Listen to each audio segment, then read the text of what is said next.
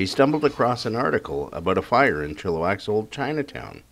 Intrigued, he researched more and found himself trying to solve a mystery that started over 80 years ago. I was at the archives working on another project when the museum curator, Paul Ferguson, mentioned about a fire in 1921, an unsolved arson fire, went to trial and everything, that had burnt down what was then called Chinatown. It was interesting, mystery type thing, but also the fact that it was a reference to a Chinatown. I thought, well, gee, I have to look into this more. It piqued my curiosity.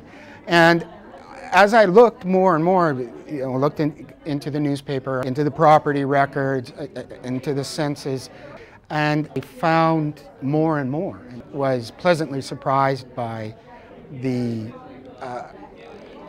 extent of the Chinese presence in Chilliwack and the contribution. Chilliwack's Chinatowns is the resulting book, which studies the role of the Chinese in Chilliwack from the late 1890s to the mid-30s. Being able to reconstruct, particularly the Chinatown South, with its eight buildings on each side and its very vivid, very vibrant life, and it was all new to me and new to other people as well. At a recent book launch hosted by the Chilliwack Museum, one of Reimer's subjects, a young Dorothy Chung, better known as Dorothy Kostreva, was more than happy to comment on the rich, vibrant community that once existed in Chilliwack. I was born here 83 years ago, and I was born in the Chinatown that was burnt down in 1934. Growing up there, I went to Robertson School.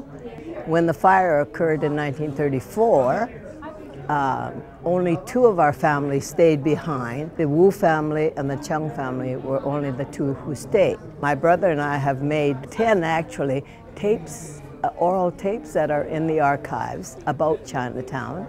And I've made several tapes about the different floods and everything, so so there is quite a bit in the archives for Chad to work on. But he contacted me about a year and a half ago, and I was very, very happy that he did. And he's such a pleasant young man that, and he was most sincere, that he was very, very, he admired the Chinese people. If you would like a copy of the book Chilliwack's Chinatowns, it's available through the Chilliwack Museum.